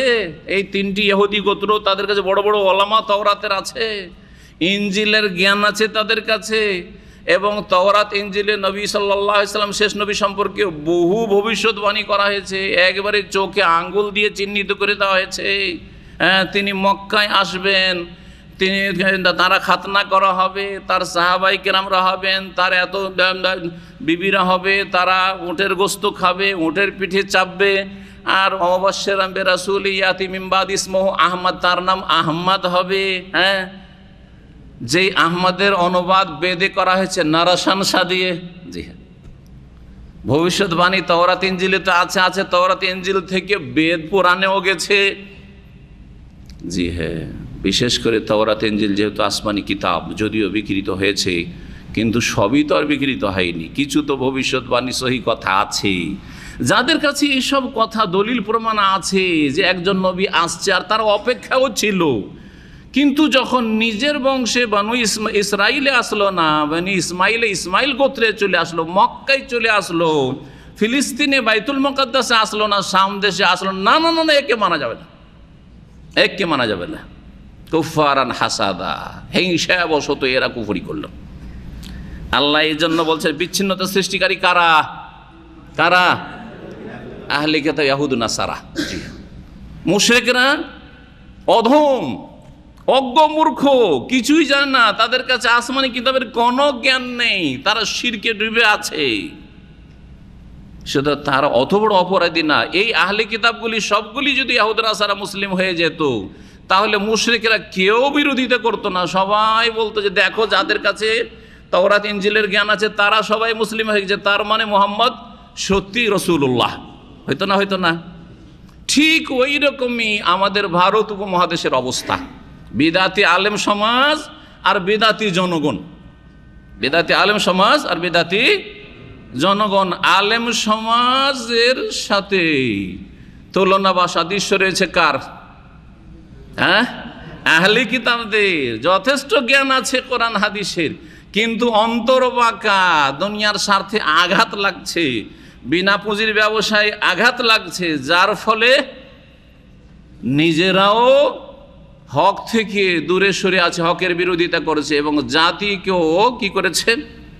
প্ররোচিত করছে, খেপিয়ে তুলেছে সহি আকীদার বিরুদ্ধে, তাওহীদ এবং সুন্নতের বিরুদ্ধে। বাকি জাতি যে কবর মাজার নিয়ে মেতে আছে, শিরকে বিদাতে ডুবে আছে, এদের কে তুলনা করা যায় মক্কার জাহেল মুশরিকদের সাথে। অধম বেচারারা কিছুই জানে না, কানাকে হাইকোর্ট দেখাচ্ছে, সেটাকে হাইকোর্ট মনে করছে কোণে ঘরকে। এই হলো তাদের অবস্থা। শিরকে ধর্ম বলছে, কবর মাজার পূজার নাম ধর্ম, অলিউল্লাহরা সব কিছুই দিতে পারে, আল্লাহ সবকে ভেড়ে দিয়েছেন, এইসব অজ্ঞতায় ডুবে রয়েছে। ঠিক, আম জনগণের চাইতে অনেক বড় অপরাধী হচ্ছে বেদাতি আলেম সমাজ। ঠিক ওই রকমই যেমন আম মুশরিকদের চাইতে বড় অপরাধী হচ্ছে আহলে কিতাব। আর একটি উত্তর দেওয়া যেতে পারে, যদিও তাফসীর কিতাবাতে এই উত্তরটি রয়েছে, সেটা হচ্ছে যে মুশরিকরা অল্প কিছু লোক বিরোধিতা করলেও শেষ পরিণাম মক্কা বিজয়ের সাথে সাথে সবগুলি ইসলাম গ্রহণ করেছে। মক্কা বিজয়ের আগ পর্যন্ত তারা বিরোধিতা করেছে, ঠিক না? আর মক্কা বিজয়ের পরে হুনাইন, তাইফের কয়েকটা যুদ্ধ হওয়ার পরে আরব থেকে মুশরিকরা নিশ্চিহ্ন হয়ে গেছে। মুশরিকদের সন্তান, মক্কার মুশরিকদের সন্তান বা আরব উপদ্বীপের মুশরিকদের সন্তানরা একটাও কেউ নেই, সব মুসলিম হয়ে গেছে। পেছনে হয় নাই? পক্ষান্তরে আহলে কিতাব ইহুদি নাসারাদের সন্তানরা আজকে পৃথিবীতে তারা সংখ্যাগরিষ্ঠ, ঠিক কিনা? সব যুগে তারা বিরোধিতা করে এসছে। বিশেষ করে আহলে কিতাব ইহুদিদের অধিকাংশ ইসলাম গ্রহণ করেনি, অল্প কিছু ইসলাম গ্রহণ করে বিচ্ছিন্নতা সৃষ্টি করেছে। তাওহীদ থেকে, সুন্নাত থেকে, নবী করিম সাল্লাল্লাহু আলাইহি ওয়াসাল্লামের রিসালাত থেকে, কোরআন কারীম থেকে তারা বিচ্ছিন্ন হয়েছে। কথা ঠিক না? তো এই দিক থেকে বলা যেতে পারে জি, এ সমস্ত মানব জাতিকে কি নির্দেশ দেওয়া হয়েছে? আর তার প্রথম হচ্ছে আহলে কিতাব, কারণ তাদের কাছে আসমানি কিতাব রয়েছে। আহলে কিতাবদেরকে, মুশরিকদেরকে, সবাইকে একমাত্র নির্দেশ দেওয়া হয়েছে কিসের? তাওহীদের। আর তারপরে তাওহীদের বাস্তবায়নের জন্য বেশ কিছু ফরজ ইবাদত বন্দেগীর, এই কয়েকটি ইবাদত বন্দেগী তারপরে উল্লেখ করেছেন তাওহীদের পরে। আল্লাহ রাব্বুল বলছেন, ওমা উমিরু ইল্লা লিয়াবুদুল্লাহ মুখলিসিনা লাহুদ্দিন। তাদেরকে এছাড়া আর কোনো নির্দেশ দেওয়া হয় নাই যে তারা কি করবে? লিয়াবুদুল্লাহ, শুধুমাত্র আল্লাহর ইবাদত করবে। মুখলিসিন, শুধু আল্লাহর ইবাদত। আরও তাকিদ করছেন আল্লাহর তাকিদের ওপর তাকিদ, যাতে করে তাওহীদের বিষয়টি আরও শক্ত হয়। আল্লাহ তো বলতে পারতেন কালেমা তাইয়্যিবাতে আল্লাহু আহাদ বা আল্লাহু ওয়াহিদ, আল্লাহ এক, তাই না? কিন্তু আল্লাহু ওয়াহিদ, আল্লাহু আহাদ বলেননি। কালেমা তাইয়্যিবাতে কি বলেছে? লা ইলাহা ইল্লাল্লাহ। কথা বুঝতে পারছেন না? নেই, আগে সাফ করো, শিরক বিদআত থেকে মুক্ত হও, ইল্লাল্লাহ, এবং এক আল্লাহর ইবাদত বন্দেগী করো। এলাহ নেই একমাত্র আল্লাহ ছাড়া। কত তাগিদ চেয়ে। তো ঠিক তেমনি এখানে ওমা উমেরু, তাদেরকে ভিন্ন আর কোনো নির্দেশ দেওয়া হয়নি যে কি করবে তারা? ইল্লা লিয়াবুদুল্লাহ, শুধুমাত্র আল্লাহর ইবাদত করবে। আরও তাগিদ, মুখলিসিনা লাহুদ্দিন, তার জন্য দিনকে, দিনের মানে আনুগত্য হয়, দানা ইয়াদিনও মানে আত্তা, দিনের মানে আনুগত্য হয়। দিনের মানে দিন ইসলামকে দিন এই জন্য বলা হয় যে দিন ইসলামই হচ্ছে আনুগত্যের নাম। আনুগত্য ছাড়া, আল্লাহকে মানা ছাড়া, রাসূলকে মানা ছাড়া দিন পালন হইতেই পারে না। আতিউল্লাহ ওয়া আতিউর রাসূল। আর সেটাকে পরিপূর্ণ করবে উলিল আমরে মিনকুম, বড় নেতৃস্থানীয় যারা ব্যক্তি, তাদেরকে মানা ছাড়াও দিন কমপ্লিট হতে পারে না। আপনার বাড়িতে পারিবারিক নেতৃস্থানীয় ব্যক্তি হচ্ছে বাপ মা। বাপ মাকে না মানলে আপনি যতই সহি আকিদা বলেন, বাড়িতে শান্তি কায়েম হবে না, আর নাজাত পাওয়া যাবে না, আল্লাহ সন্তুষ্ট হবে না। রেজা রব্বি ফিরজাল ওয়ালেদে। আর শাসকের ভালো কথায় বা বৈধ কথায় যদি আনুগত্য না করেন, শাসককে ফেরেশতা দেখতে চান, আর আপনারা সব জিনের দল যদি হয়ে যান, যে আমরা জিন হইলে কি হবে, শয়তান হইলে কি হবে, আমাদের শাসক হইতে হবে মিনাল মালায়েকা, জিবরাইল, মিকাইল, ইসরাফিল, হবে নাকি? আপনারাও ফেরেশতা চরিত্রের হয়ে যান, আপনাদের মধ্যে ফেরেশতা একজন হয়ে যাবে শাসক। কথা বোঝা গেছে না? যায় নাই? জি হ্যাঁ। এই কথাগুলি মানুষ অন্তর থেকে কবুল করতে চায় না, কারণ বড়ই বিভ্রান্তি রয়েছে, আর বিভ্রান্তির মধ্যে বসবাস করছে। সারা জীবন বিভ্রান্তির মধ্যে থাকলো আর আবেগে চলাফেরা করে, সুস্থ মস্তিষ্কে ঠান্ডা মেজাজে বোঝার চেষ্টা করে না। তো বলছিলাম যে বৈধ কথায় শাসকের উলিল আমরে মিনকুম কি করতে হবে? আনুগত্য করতে হবে। আর দ্বীনের মাসলা মাসাইলের ক্ষেত্রে আলেমের আনুগত্য করতে হবে। আরে রাসূলুল্লাহ সাল্লাল্লাহু আলাইহি ওয়াসাল্লামের কথাই মানবেন, কিন্তু আলেমের কাছ থেকে না নিয়ে আপনি যদি নিজেই যদি বলেন হাদিসের তরজমা বুঝছি, আর তরজমা না বুঝেও আজকাল সোশ্যাল মিডিয়াতে আমাদের বাংলা ভাষায় মেলা ফতোয়া পেয়ে যাচ্ছি, আর মেলা লেকচার পেয়ে যাচ্ছি, নিজে খতিব হয়ে বসে আছে, নিজে মুফতি সাহেব বসে আছে, অথচ আরবির অর্থই বলতে পারবে না। সোশ্যাল মিডিয়ার ফেতনা না একটা বড় আজকাল। তাহলে আলেমদের শ্রদ্ধা কমে যাচ্ছে, আলেম ওলামাদের কাছ থেকে এলেম হাসিল করা কমে যাচ্ছে, সামনে এসে দিন শিক্ষা কমে যাচ্ছে। বলছে অনলাইনে সব পেয়ে যাচ্ছি, আর কষ্ট করে আর কত যাব, পয়সা রিয়াল খরচ করে ইসলামী সেন্টারে অথবা আলেমদের কাছে, বা ওদের সাথে ফতোয়া নেওয়ার দরকার কি? একটা ক্লিক দিলে ইন্টারনেটে গুগল শেখকে যদি একটা শুধু অর্ডার করি যে আমাকে অমুক ফতোয়াটা দাও ইংরেজি ভাষায় অথবা বাংলা ভাষায়, আরবি ভাষায়, তো বাড়িতে বসে বসে ভাষায় বসে বসে পেয়ে যাচ্ছি। তো গুগল শেখ পেলে এই শেখদের দরকারটা বাকি। কথা বোঝা গেছে না? গুগল শেখ থেকে কিছু নিয়ে নিজেই তখন বক্তা হয়ে গেল, নিজেই মুফতি সাহেব সেজে গেল, অথচ আরবির একটা অক্ষর বুঝে না। কথা বোঝা গেছে? আলেমদের থেকে বিচ্ছিন্ন হয়ে দিন পালন করবে, দিন শিখবেন, এতে হবে কি গুমরাহির সম্ভাবনা অনেক বেশি। এবং আপনি কখনো ঢেল ছুঁড়ে আম পড়ার মতো আম পড়ে গেলেও আপনি যে গুমরাহ, আপনি যে গুনাহগার, এটা স্বীকৃত কোরআন এবং হাদিস। ভালো করে শুনে রাখেন। যে দলিল সম্পর্কে জ্ঞান রাখে না, সে কোথাও থেকে একটা পেয়ে গেল আর বলতে লাগলো সূক্ষ্ম খুঁটিনাটি বিষয়। না না না, খুঁটিনাটি বিষয় আপনার ঢোকা জায়েজই নাই। আলেমদের আনুগত্য করতে হবে, কিন্তু একজনের মোকাল্লেদ, এইটা হচ্ছে সমস্যা। আবার মযহাবীদের যারা মযহাবী অন্ধ, তারা বলছে একজনের, চার ইমামের একজনের অন্ধ মোকাল্লেদ হইতো, এটা ভুল ব্যাখ্যা উলিল আমরের। কিন্তু আলেমদের সাহায্য অবশ্যই নিতে হবে, আলেমদের শরণাপন্ন অবশ্যই হইতে হবে, আলেমদের আনুগত্য, ভালো আলেমের আনুগত্য অবশ্যই করতে হবে। আর একজনকে আপনি ভুলের ঊর্ধ্বে মনে করবেন না, এর থেকে মুক্ত থাকতে হবে, অন্ধত্ব থেকে। আলেমের সাহায্য ছাড়া দিন পালন করা অসম্ভব। যেমন শাসকের রক্ষণাবেক্ষণ ছাড়া দেশে শান্তি প্রতিষ্ঠা করা, আর দেশে যে অবিচার হচ্ছে, অবিচার থেকে, জুলমের শিকার হওয়া থেকে মুক্ত থাকা অসম্ভব। আপনি শাসন মানেন না, তাহলে আপনার বাড়িতে চুরি হবে, ডাকাতি হবে, আপনার কোথা থেকে কি নিরাপত্তা আসবে? আজকে সৌদি আরবে নিরাপত্তা আছে, দেশে কেন নিরাপত্তা নেই? বুঝছেন না? এখানে আলহামদুলিল্লাহ দুর্নীতিমুক্ত শাসন আছে, তৌহিদ ভিত্তিক আলহামদুলিল্লাহ, আর সুন্নাহ ভিত্তিক, কোরআন ভিত্তিক শাসন আছে বলে শান্তি কায়েম আছে, যে চলাফেরা করতে পারছেন। কি নির্দেশ দেওয়া হয়েছে? মুখলিসিনা লাহুদ্দিন, আল্লাহর জন্য দিনকে কি করে? খালিস, নিখুঁত, নির্ভেজাল করে। হনাফা, হানিফের বহুবচন। মুখলিসিন মুখলেসের বহুবচন, আর হনাফা হানিফের বহুবচন। ইব্রাহিম হানিফা, ইব্রাহিম আলাইহিস সালাম এক বচন, হানিফ বলা হয়েছে তিনি কি ছিলেন? একনিষ্ঠ ছিলেন। হানিফ বলা হয়, হানিফ জি বলা হয় সমস্ত পথ ও মত, সমস্ত মতবাদ আর আদর্শ থেকে মুখ ফিরিয়ে নিয়ে এক আল্লাহর দিকে মুখ ফিরিয়ে নেওয়া। ইন্না সলাতি ও নুসুকি ও মাহিয়ায়া ও মামাতি লিল্লাহি রাব্বিল আলামিন।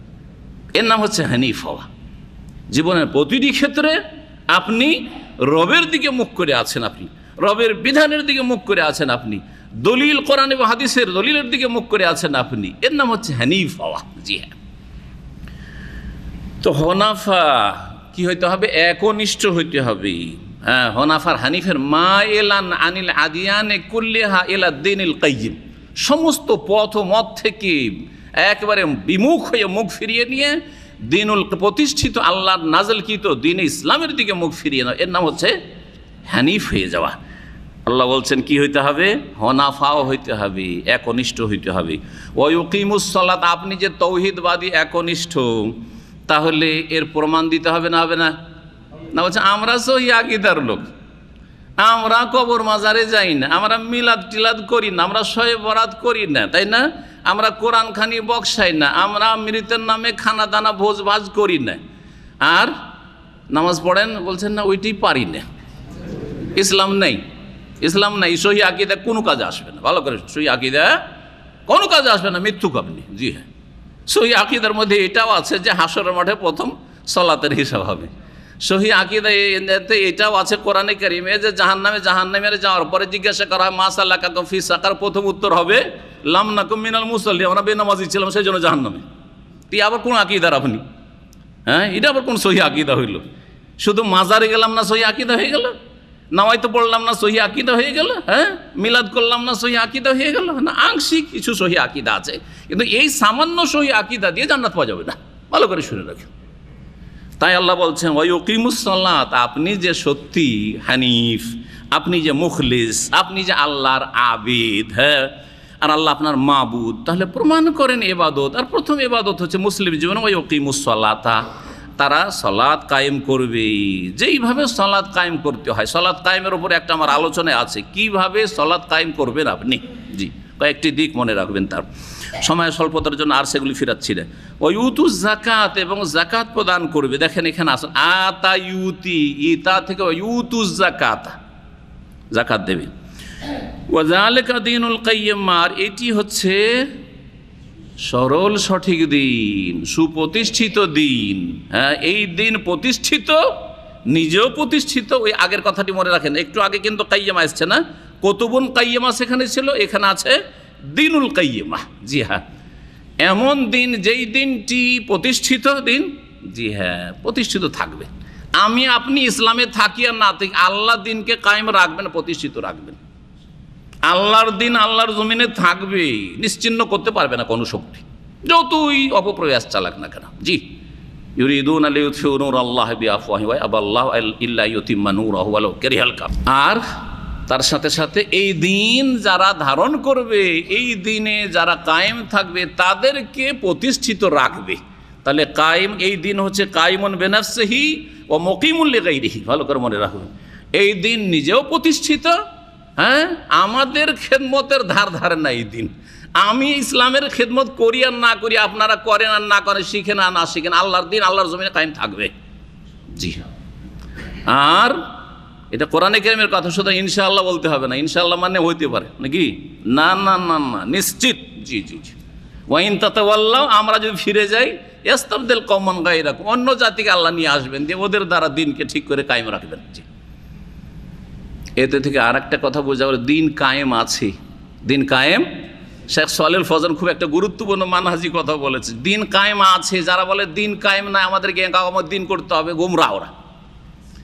দিন কায়েমই না মানে দিন ভেঙে পড়ে গেছে। দিন কায়েম নাই মানে কি? যদি বলি যে আমাদের ইসলামী সেন্টারটা কায়েম করতে হবে, প্রতিষ্ঠা করতে হবে, মানে নাই, ভেঙে পড়ে গেছে অথবা অচল হয়ে গেছে এখন। হ্যাঁ হ্যাঁ, তাই না? তাহলে দিন যারা কায়েম করবো বলছে, তাদের কাছে দিন কায়েম নেই, এইটাই হচ্ছে ভুল ধারণা একটা। জি হ্যাঁ, রাষ্ট্রীয় ক্ষমতা দখল করলে দিন কায়েম হবে, এইটাও ভুল ধারণা। জি হ্যাঁ, দিন সর্বদা কায়েম আছে, তবে দিন যে যে স্তরে কায়েম হওয়ার দরকার, সেই স্তরে যার যতটা চলছে কায়েম করবে। আপনার জীবনে আপনার দিন কায়েম আছে কিনা এটা দেখুন আপনি, আপনার পরিবারে আপনার দিন কায়েম আছে কিনা আপনি দেখুন, আপনার যেখানে আপনার আন্ডারে আপনার দিনটা কায়েম আছে কিনা দেখুন। এটা আমার আন্ডারে যতটা আছে ততটা আমি দিন কায়েম করতে পারবো, তার বেশি পারবো নাকি? আপনার স্ত্রীর উপর পর্দা কায়েম করতে আমি যাবো দিয়ে মার খাবো নাকি বলেন? হ্যাঁ, তো শাসক নিজের দিন কায়েম করবেন, তখন তার একটা দিক হচ্ছে যে তিনি দণ্ডবিধান কায়েম করবেন, তিনি ইসলামের হদুদ তাজিরাত নাফেজ করবেন, তিনি যেসব বিধিবিধান ইসলামের এমন রয়েছে যেগুলি ফৌজদারি বিধিবিধান সেগুলি যথাসাধ্য কায়েম করে ফাত্তাকুল্লাহ মাস্তাতাতুম করবেন। আল্লাহ যেন তাদেরকে তৌফিক দান করেন। কিন্তু তার মানে এই নয় যে আমার দিন কায়েম নাই, ভেঙে পড়েছে, আপনাদের দিন সব ভেঙে পড়েছে, এলেম শিখছেন দিন কায়েম হলো না, কি করতে এসছেন এখানে কোরআনে তাফসীর শুনছেন, দিন কায়েম হচ্ছে না? আলহামদুলিল্লাহ দিন কায়েম হচ্ছে। আল্লাহর দিন আল্লাহর জমিনে কায়েমই থাকবেই, ভালো করে আর আছেই, শুনে রাখেন ভালো করে। খোলাফায়ে রাশেদিনের জামানার মতো কায়েম নেই, আর কায়েমের আশা করবেন আপনি আর আপনার নিজেরা ঠিক হবেন না, এটা হবে না। আর নিজের শরীরের উপরে কায়েম না করে অন্যের শরীরের উপরে কায়েম করতে চাবেন, ওইটাও হবে না। নিজের দাড়ির খবর নাই, আর গোটা দেশের নেতৃত্বের পদে চলে গেছে, আর বলছে যে সারা দেশের দিন কায়েম করব। দেখছেন না ছবি তাদের?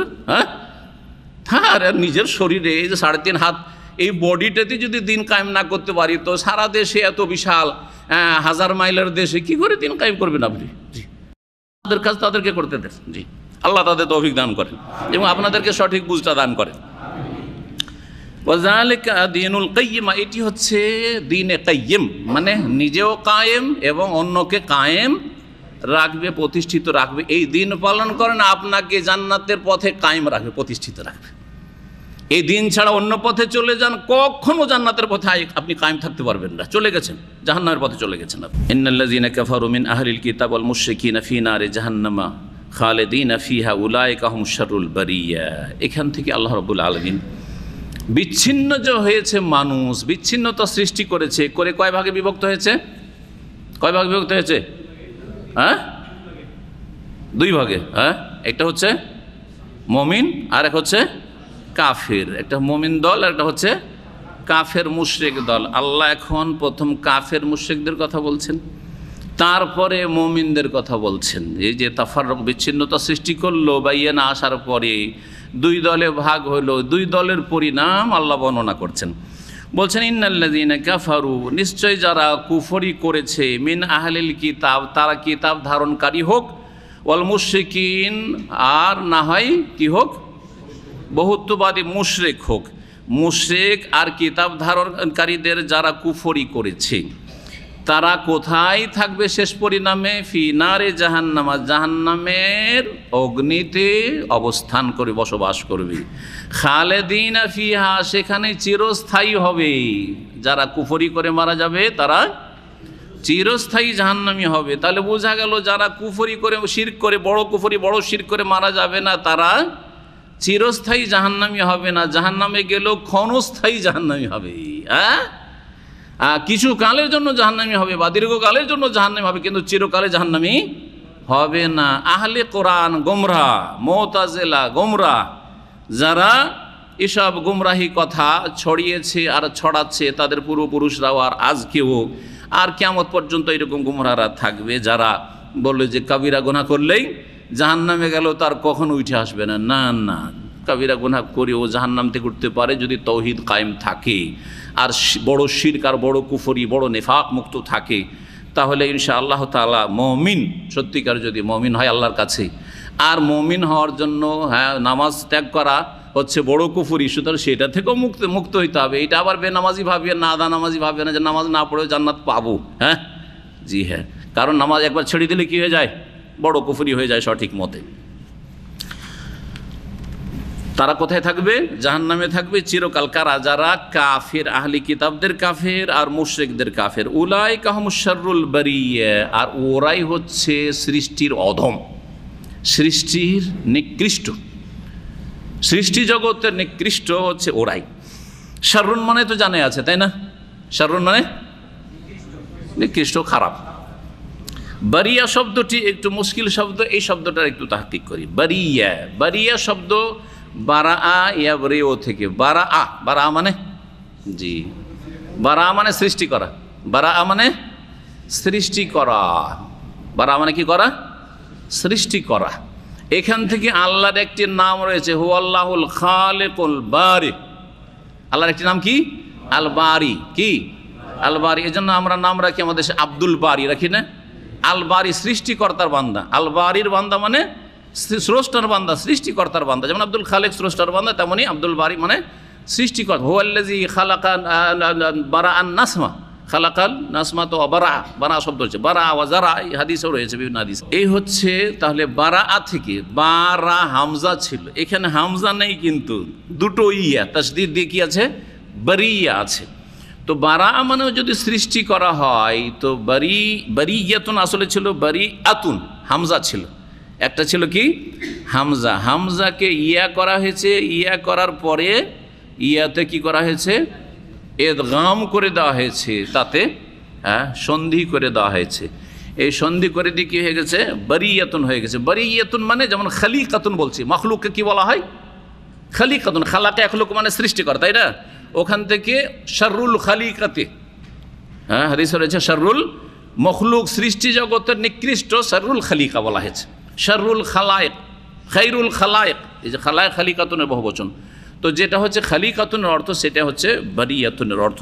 উলাইকা হুম শাররুল বারিয়া মানে শাররুল খালিকা, সৃষ্টি জগতের সবচাইতে নিকৃষ্ট। কারা? যারা চিরকালের জাহান্নামী, তারা আহলে কিতাবদের মধ্যেকার হোক অথবা মুশরিকদের মধ্যেকার হোক। এখানে একটি কথা মনে রাখবেন যে আল্লাহ রাব্বুল বলছেন যে আহলে কিতাব আর মুশরিকদের মধ্যেকার যারা কুফরি করেছে, এখান থেকে অনেকের সংশয় হয়েছে। পশ্চিমা দেশে যারা বাস করে শিক্ষিত অনেক মুসলিম, তাদের এই আয়াতগুলি থেকে সংশয় হয়েছে। কি হয়েছে? তারা মনে করে যে আহলি কিতাবদের মধ্যেকার কাফের তারা চিরকালে জাহান্নামী। তা আহলি কিতাবের তাহলে মুমিনও আছে, আহলি কিতাবের মুমিনও আছে, মুশরিকদের মধ্যেকার তাহলে মুমিনও আছে নাকি? সুতরাং মুসলিম সমাজের যারা কবর মাজারে সেজদা করছে তারা মুশরিকদের মধ্যেকার মুমিন, পরকালে বিশ্বাসী ওই হিসাবে মুমিন, তাই না? আল্লাহতে বিশ্বাসী ওই জন্য মুমিন, কিন্তু মাজারে বিশ্বাসী বলে মুশরিক, তো এরা জান্নাতে যাবে নাকি? বুঝতে হয় বিষয়টি। তাহলে এই ভুলে থাকবেন না। আচ্ছা, যদি মেনেও নেওয়া যায় যে তৌহিদ আছে, কারণ একজন বড় প্রফেসর এই পেট্রোলিয়াম ইউনিভার্সিটি যে দাম্মামের রয়েছে জাহরানে, ওখানকার বড় একজন সিনিয়র প্রফেসর, একসময় আমার তাফসীর চলতো ওখানে 5-7 বছর, তখন আমার তাফসীর এই কথাই তিনি বলেছিলেন যে আহলে কিতাব ইহুদি নাসারাদের যারা শিরক করে না তারা জান্নাতে কেন যাবে না? যারা জান্নাতে যাবে, কারণ ওই বাস করে কানাডায়, সুতরাং ওই রকম একটা প্রভাব হয়ে যায়, জাররে জওয়ার আরবিতে বলে, সঙ্গদোষী ভাষা খানিকটা ওইরকম হয়ে যায়, গুমরা হয়ে যায় অনেকে। আমি সেই দিন সংক্ষেপে জবাব দিলাম, পরের সপ্তাহে ডিটেলস গিয়ে আলোচনা করে আলহামদুলিল্লাহ ওকে বোঝাবার চেষ্টা করলাম। বাকি হেদায়েতের মালিক আল্লাহ রাব্বুল আলামিন, অন্তর ফেরানোর মালিক আল্লাহ রাব্বুল আলামিন। শোনেন, যদি ধরে নেন যে একজন আহলি কিতাব ইহুদি বা খ্রিস্টান শিরক করে না, তৃতীয়বাদে বিশ্বাসী না, ওজাইরকে আল্লাহর পুত্র বলে না, ঈসাকে আল্লাহর পুত্র বলে না, তাহলে তাকে জান্নাতি বলে দেবেন? লা ইলাহা ইল্লাল্লাহ তা ঠিক আছে, তো লা ইলাহা ইল্লাল্লাহ যথেষ্ট নাজাতের জন্য না? আর আরেকটা পার্ট আছে, সেটা কি? মুহাম্মদুর রাসূলুল্লাহ। শাহাদাতাইন দুটো পার্টের সাক্ষ্য প্রদান করতে হবে। আশহাদু আল্লা ইলাহা ইল্লাল্লাহ ওয়া আশহাদু আন্না মুহাম্মাদান রাসূলুল্লাহ, এই দুটো পার্ট রয়েছে। আমাদের মুসলিম, ওদের কথা তো বাদ দেন, আমাদের মুসলিমদের মধ্যে কেউ যদি বলে আমি শিরিক করি না আর আল্লাহকে মাবুদ মানি, লা ইলাহা ইল্লাল্লাহ মানি, কিন্তু মুহাম্মদুর রাসূলুল্লাহ মানি না, মুসলিম থাকবে? তাহলে মুসলিম যদি থাকে তাহলে কাদিয়ানীরা মুসলিম, কাদিয়ানীরা মুসলিম তাহলে? কাদিয়ানী তো মুহাম্মদ রাসূলুল্লাহকে মানছে, কিন্তু তারপরে একটা শুধু খাতামুন নবীন মানে না, সেই জন্য তাদেরকে কাফের বলে ফতোয়া রয়েছে সমস্ত বিশ্বের ওলামাদের, সমস্ত বিশ্বের ওলামা ইসলাম, হানাফি, শাফি, মালিকি, হাম্বলি আদি সবাই এই ক্ষেত্রে ইজমা রয়েছে যে কাদিয়ানী কাফের। কথা বোঝা গেছে? আর বেশ কিছু রাষ্ট্র আলহামদুলিল্লাহ তাদেরকে কাফের সংখ্যালঘু বলে ঘোষণাও করেছে আলহামদুলিল্লাহ। তাহলে একজন মুসলিমের জন্য যখন লা ইলাহা ইল্লাল্লাহ মেনে নাজাতে নাই, মুহাম্মদুর রাসূলুল্লাহ মানতে হবে, ঠিক তেমনি আহলে কিতাব কাফের কারা? সমস্ত আহলে কিতাব কাফের। কারণ লা ইলাহা ইল্লাল্লাহ যদি ঠিকও থাকে তো মুহাম্মদুর রাসূলুল্লাহ ঠিক নেই। প্রথম কথা, লা ইলাহা ইল্লাল্লাহ ঠিক নেই, তাদের তৌহিদ নেই। আর যদি ধৈর্যও নেন আপনি কল্পনার জগতে তৌহিদ আছে, তো কি নাই? রেসালাত নেই, মুহাম্মদুর রাসূলুল্লাহ বিশ্বাসী নয় তারা। কথা বলছেন না? তাহলে আয়াতের অর্থ কি? আয়াতের অর্থ শুনলে এখন, আয়াতের অর্থ হচ্ছে যে যখন কোরআন নাযিল হচ্ছে, কোরআন নাজেল হইল আহলে কিতাবদের সামনে, মুশরিকদের সামনে, ওদের মধ্য থেকে একদল মুমিন হয়ে গেল, ঈমান নিয়ে আসলো। আব্দুল্লাহ বিন সালামের মতো, হ্যাঁ, তারপরে আদি ইবনে হাতেমের মতো খ্রিস্টান ছিলেন, আব্দুল বিন সালাম ইহুদিদের বড় আলেম ছিলেন। এইরকম অনেকে ইসলাম গ্রহণ করলো। যারা ইসলাম গ্রহণ করলো তারা কাফারু থেকে মুক্ত হয়ে গেল, মুমিন হয়ে গেল। ইন্নাল্লাযিনা আমানু মিন আহলিল কিতাব, আহলি কিতাব ঈমান নিয়ে আসলো। মুশরিকদের ঈমান নিয়ে আসলো সাহাবায়ে কেরামগণ মক্কায়, এরা ঈমান নিয়ে চলে আসলো, এদের জন্য জান্নাত রয়েছে। আর যারা নবী করিম সাল্লাল্লাহু আলাইহি ওয়াসাল্লামের দাওয়াত পৌঁছিল ওই আহলি কিতাবদের কাছে, আর তারা অস্বীকার অমান্য করলো যে মুহাম্মদ তোমার নবুয়ত মানি না, আমরা ঈসা আলাইহিস সালামের নবুয়ত মানি, আমরা মূসা আলাইহিস সালামের নবুয়ত মানি, নাজাত পাবে? ওদেরকে বলা হয়েছে। তাহলে সারা পৃথিবীর যত আহলে কিতাব রয়েছে এবং মুশরিকরা রয়েছে তাদের মধ্যে কেউ মুমিন এখন আছে নাকি? যারা মুমিন আছে তারা ইসলামে চলে এসছে, ইসলামে চলে আসা ছাড়া কেউ মুমিন নেই। জি হ্যাঁ, উলাইকুম শাররুল বারিয়া। জি, এই যে যারা তাহলে কাফের, মুশরিক এবং চিরকালে জাহান্নামী, তারা হচ্ছে সৃষ্টির সবচাইতে নিকৃষ্ট। এই আয়াতের তাফসীরে বেশ কিছু আয়াত রয়েছে, তার মধ্যে একটি আয়াত রয়েছে উলাইকা কাল আনআমি বাল হুম আদাল, তাই না? ওরা হচ্ছে চতুষ্পদ জন্তুর মতো, বরং তার চাইতেও অধম একটি আয়াত রয়েছে। আর আয়াত রয়েছে সূরা আনফালের আয়াত নম্বর 55 রয়েছে ইন্না শাররাদ দাওয়াব, এই ভাষা দিয়ে রয়েছে ইন্না শাররাদ দাওয়াব ইনদাল্লাহিল্লাযিনা কাফারু ফাহুম লা ইউমিনুন। নিশ্চয়ই, হ্যাঁ, জীবজন্তুর প্রাণীর সবচাইতে নিকৃষ্ট প্রাণী হচ্ছে শাররাদ দাওয়াব ইনদাল্লাহ, আল্লাহর নিকটে, আল্লাযিনা কাফারু, যারা কাফের, তারা যারা ঈমান নিয়ে আসে না তারা। জি, আর এক আয়াত রয়েছে 22 নম্বর 23 নম্বর ইন্না শাররাদ দাওয়াব ইনদাল্লাহি সুম্মুল বুকমুল্লাযিনা লা ইয়াকিলুন। এইভাবে আল্লাহ বলেছেন ওই সূরা আনফালে যে সবচেয়ে নিকৃষ্ট প্রাণী হচ্ছে, নিকৃষ্ট জীব হচ্ছে যারা আসুম্মু আল বুকমু, যারা বধির, বোবা, শুনেও শোনে না, আর বাক শক্তি আছে তারপরও হক কথা বলে না, তাওহীদের কালিমা বলে না, লা ইলাহা ইল্লাল্লাহ বলে না, মুহাম্মদুর রাসূলুল্লাহ বলে না, যারা নিজের বিবেককে কাজে লাগায় না। এখন কাফিরদের পরিণাম যখন বলা হইল আর তারা শাররুল বারিয়া, তাহলে খায়রুল বারিয়া কারা? সৃষ্টির সেরা কারা? আল্লাহ বলছেন ইন্নাল্লাযিনা আমানু ওয়া আমিলুস সালিহাত, নিশ্চয় যারা বিশ্বাস স্থাপন করলো, ঈমান নিয়ে আসলো। ঈমানের অর্থ বিশ্বাস, এটা সীমিত অর্থ হচ্ছে, বাংলা দিয়ে অনেক সময় অর্থপূর্ণ করা যায় না। ঈমান যেমন বিশ্বাস করতে হবে, তেমনই সেটা কি করতে হবে? হ্যাঁ, মেনে নিতে হবে। সেটাকে ইযআন, অর্থাৎ সেটাকে আনুগত্য করতে হবে। আনুগত্যের নাম বিশ্বাস আছে কিন্তু আনুগত্য নাই, তো ঈমান আসবে? হ্যাঁ, জরুরি। জি হ্যাঁ, এই জন্য ঈমানের 3টি দিক রয়েছে। একটা হচ্ছে অন্তর থেকে বিশ্বাস করা, আর একটা হচ্ছে কথায় স্বীকৃতি দান করে মেনে নেওয়া, ইযআন, আনুগত্য প্রকাশ করা, আর কাজকর্মের মাধ্যমে আমল করে পাপ থেকে আমি বাঁচছি যেহেতু আমার ঈমান আছে, আর আমি ভালো কাজ করছি, ফরজ ওয়াজিব আদায় করছি, আদেশ নিষেধ আল্লাহ পালন করছি যেহেতু আমার ঈমান আছে। আমলের মাধ্যমে প্রমাণ করে দেওয়া হচ্ছে মেনে নেওয়া। জি, এই জন্য এই 3টির সমষ্টির নাম হচ্ছে ঈমান। নিশ্চয়ই যারা ঈমানদার হইল ও আমিলুস সালিহাত, শুধু ঈমানের দাবি যথেষ্ট না, এই জন্য অধিকাংশ আয়াতগুলিতে ঈমানের সাথে আল্লাহ কি বলেছেন? আমলের কথা বলেছে। ও আমিলুস সালিহাত, ভালো কাজগুলি করবে। আরও লক্ষণীয়, একটি ভালো কাজ নয়, বহু ভালো কাজ করতে হবে। এই জন্য সালেহাত বলা হয়েছে, বহু বচন বলা হয়েছে। ভালো কাজগুলি করতে হবে।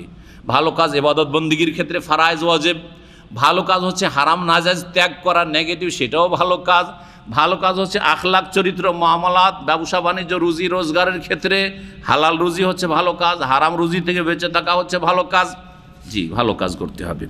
ইন্নাল্লাযীনা আমানু, নিশ্চয় যারা ঈমানদার হইল, ও আমিলুস সালিহাত, ভালো কাজগুলি করলো, উলাইকা হুম খায়রুল বারিয়া, ওরাই হচ্ছে সৃষ্টির সেরা বা সৃষ্টির উৎকৃষ্টতম।